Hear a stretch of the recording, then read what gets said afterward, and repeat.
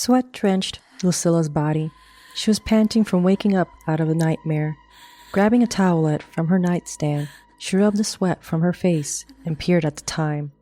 It was about 3:30 in the morning, 3 hours short of when she had to wake up. Banksy stared at her from the foot of her bed. She could see his shiny eyes looking back from the dimness of the street lamps. He came over and placed his paw on the bed. Lucila smiled and patted his smooth head. As if he had intuition, Banksy knew to come over to comfort her. She didn't know how she would be coping without him. Every night played out the same way, from the horrific nightmares of her death to Banksy's soothing presence. Lucila decided to get up and start the day. She had been meaning to finish her collage before going to work. Lucila stared out of her art gallery's office window, her thoughts smeared with the grimness of her nightmare. She had to remember it if she was to survive the day. She pieced the dream together from what little images she scavenged out of her mind. Lucila had dreamt that she was coming back from her lunch break at her favorite cafe. She was texting a friend when the bus stop she was walking by got slammed by a wayward car. Her body was hit by debris, causing a brain hemorrhage. The paramedics pronounced her dead at the scene. Covered in goosebumps, Lucila became conscious of her surroundings and noticed her assistant approaching. Lucy, we have a potential client who would like to speak to you. Gabby said, eyeing her. Are you all right? You look worse than usual. Yeah, I'm fine, thanks. I'll speak to them. Lucila said as she got up and adjusted her suit jacket. She made sure to cover the scar on her forehead with her bangs. Gabby, can you do me a favor and order us both something from DoorDash for lunch? I changed my mind about going to Shez's mommy. Lucila said over her shoulder. Sure. I wanted to try this new place that opened up a few blocks away. Eating her leftovers from lunch in front of her TV, the evening news of the car accident at the bus stop came up. It made Lucila lose her appetite. Banksy was resting his head on her lap. She ran her palm over his coat to calm her nerves. Lucila wondered if these nightmares would plague her for the rest of her life. Her therapist couldn't make heads or tails of the premonitions, and Lucila was beginning to think he didn't believe her.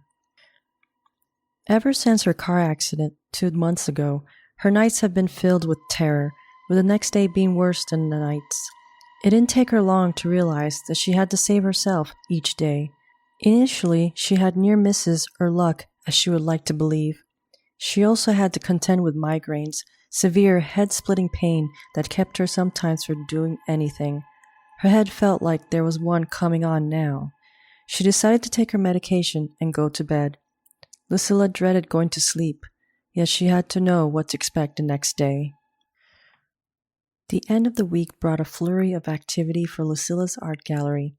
Catering was confirmed, as were the rentals, and a long guest list was triple-checked. One of her star artists was showcasing her newest works, and it would be a night to remember for art lovers of all kinds. On Saturday night, the gallery was filled with art dealers, critics, and fans. In tandem with her artist, Lucila socialized with the crowd.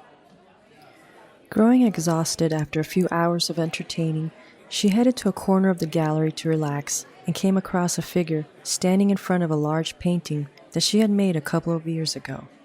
Curious, Lucila approached slowly. The woman was tall and lanky. A fitted dark blue dress hugged her ebony skin, and she wore a chic bob with dangling earrings. Her eyes transfixed Lucila. They were gray and reminded her of a morning fog she jogged through on a trip to London. I could feel it pulsing, the woman said without looking at Lucila. I was listening to heavy metal when I painted this one. The admirer turned toward Lucila. I thought it might have been rap. The woman smirked. The paintings in this room are better than the featured artist. Thank you. Just so you know, I am in no way saying that the other works are bad by saying so. Do you really think that her art is great? Between you and I don't think so. Maybe a couple of them. Lucila raised her hand. If you're going to keep one of my secrets, I must know your name. Destiny. The woman in blue shook Lucila's hand. Sunlight poured in through Lucila's room, causing her to stir. She sat in bed and glanced towards Destiny's sleeping form. Checking the time on her phone, she realized she had slept all night without a nightmare. Lucila went rigid. Her breathing sped up, and she had to stumble to the bathroom. She splashed cold water on her face as she tried to remember if there was anything she had dreamt about. Nothing came back to her. Why didn't I have a nightmare? What changed? She thought. She thought of things that might have been different, and it occurred to her that this was the first night that Destiny had slept over. After 5 months of dating, it didn't bother Lucila when Destiny fell asleep on her bed. Could that be it? She thought. During their 5-month courtship, Lucila hid from Destiny that she had premonitions about her death. Yet Destiny knew about her nightmares and migraines. She didn't want Destiny to believe that she fabricated stories. As much as she was constantly stressed about Destiny finding out, she enjoyed her company. Through the bathroom door crack, Lucila could see Destiny stirring awake. She dried her hands and walked out, cracking a smile. Destiny embraced her and gave her a gentle kiss. Sorry for the morning breath. It doesn't bother me. Destiny entered the bathroom. So, what do you want to do today? It's supposed to be a nice, warm day. I was thinking maybe we can just stay home and relax. Really? You finally get a few days off and you want to hide indoors? You have no idea how appropriate the word hide is, Lucila thought to herself. I thought I could catch up on painting, maybe some collage work. But that's work-related. I do enjoy painting, you know. I was doing it well before it became my profession. Yeah, but I was hoping we could go to a park or maybe the jazz festival. I heard there's one going on in Grammar Park. I guess we'll see how I feel after some breakfast. Lucila said, not knowing what else to say. Jazz glided along the breeze, as if the musical notes took flight. A heavy crowd formed near the stage, with vendors and food trucks lining either side of the venue. Scanning the area, Lucila drew Destiny closer to her. She tried to keep the unease from reaching a crescendo. Destiny pulled on her arm. Let's get closer. Lucila started to pull back, but noticed Destiny's face turn into a frown. Reluctantly, Lucila was guided to the stage. As they drew near, the breeze turned into short gusts. Glancing up, she noticed clouds gathering like swirling reams of milk. 10 minutes into the new song, rain began to strip down onto the crowd, gradually turning into a light shower. It wasn't the rain that increased Lucila's unease, but the lightning, which was starting to dance across the darkening sky. Maybe we should get going, Lucila said. But we haven't been here that long. Plus the festival's supposed to go on whether it rains or not. Destiny said. Parts of the crowd began to leave or take cover under the trees nearby as the jazz band continued to play. What if we go under the tree? Destiny asked. I don't think it's a good idea. Destiny headed towards the trees, leaving Lucila behind. The hairs on her skin stood on end, akin to touching a science museum's electrical orb. Dashing to stop Destiny from reaching a tree, her vision turned bright, and a crack louder than a bullwhip engulfed her auditory senses. For a second, Lucila staggered in place. As her sight and sound returned, Lucila searched for Destiny. Destiny had stumbled to her knees. Lucila crouched next to her. Are you alright? Are you hurt? No, I just have ringing in my ears. Destiny said. Lucila sighed as she pulled Destiny up to her feet. They peered at the tree. It had been split in half. Flames slithered along the edges. People laid underneath the limbs. Others ran past Lucila and Destiny towards the injured, followed by the ambulance, leaving tire marks on the grass. While sitting at her pub-style dining table, Lucila read a news article on her cell phone. Across from her, rain pitter-pattered on the small kitchen window as the scent of fried eggs and bacon wafted to her. A few of the victims from the jazz festival were still in comas 2 weeks after the lightning strike. Lucilla couldn't stomach finishing the article. She glanced at Destiny poring over the pan like a haggard chef from a diner.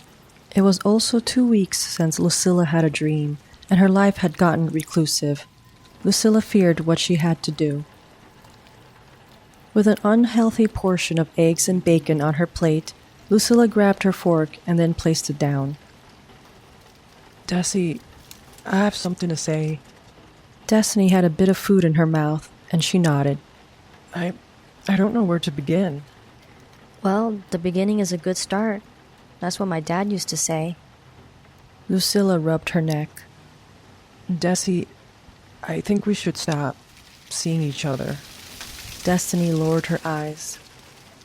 You know I'm going to want a reason why. I feel that I am no match for you. You are extroverted and I am not. You want to do things and I don't really care to. I think that I'm just holding you back. Luce, it's only been 2 weeks since that near-death situation. Of course you'll want to stay home to be safe. I don't mind. It doesn't mean we should split up. Destiny said. Even before that, I wasn't that outgoing. How often have you complained about wanting to go out and be with your friends? Yes, that's true, but it's not a big deal. Well, I think you will regret it in the long run if you stay with me. I don't see that happening. I see us staying together for a long time, happy and in... Destiny stopped. Lucilla's heart skipped. Destiny peered down at her plate. The eggs congealed and the bacon grew cold, mirroring what Lucilla's heart felt. Desi, I don't see that. Leaves scattered from Lucilla's wake as she took long strides towards her art gallery. Without noticing, she brushed past a man going the other way.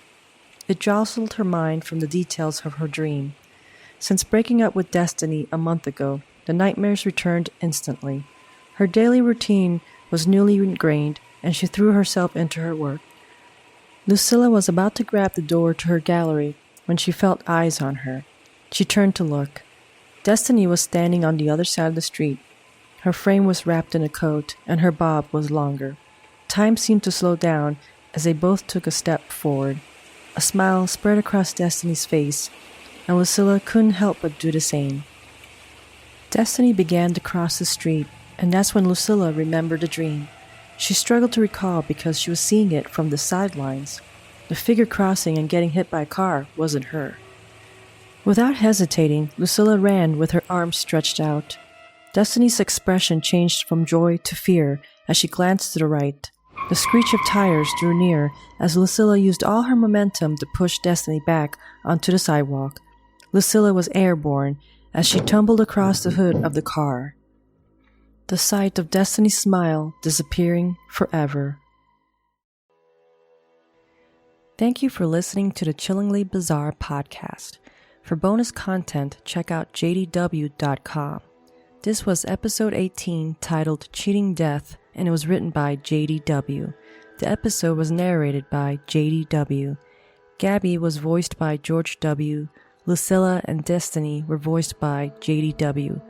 Credits go to freesound.org and its following contributors: Rutger Muller, Suanido Bologna, Madame Vicious, Squarial, Fod, KV Garlic, Kostrava, Inspector J, Splice Sound, Christina Vom 98, Ivansky, Deverne, Evdog, Sanlega, Sanquesting, Autolam Marcianaro, Caitlin, and Short Record. Please leave a review on the Spotify app or anywhere else you listen to the podcast.